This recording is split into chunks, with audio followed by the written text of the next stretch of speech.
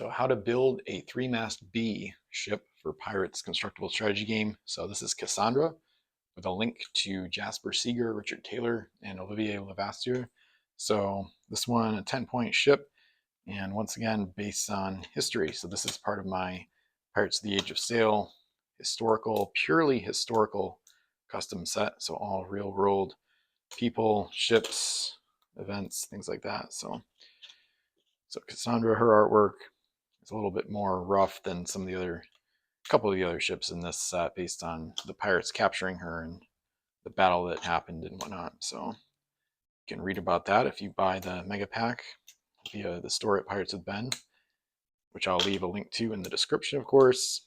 And you can read about it through the flavor text and, of course, online as well. So, all right, so we've got our pieces punched out of both cards here. I'm going to start with the hull into the deck, as I usually do. So, got the back part here towards the starboard quarter. Okay.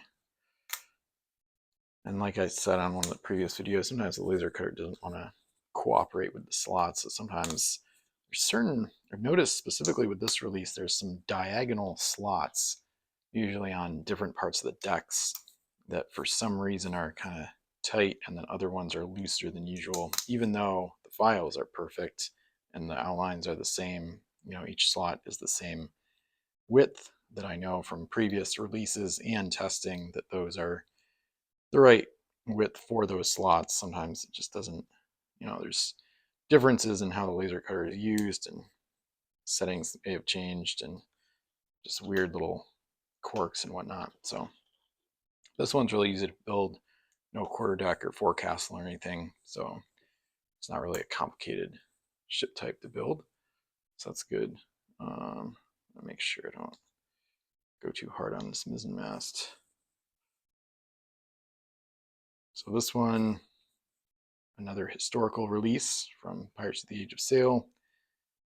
And this one had more cannons, I think, than the other ships in the release. So you can see that in the artwork. Actually, no, she didn't have the most, but she had a decent amount.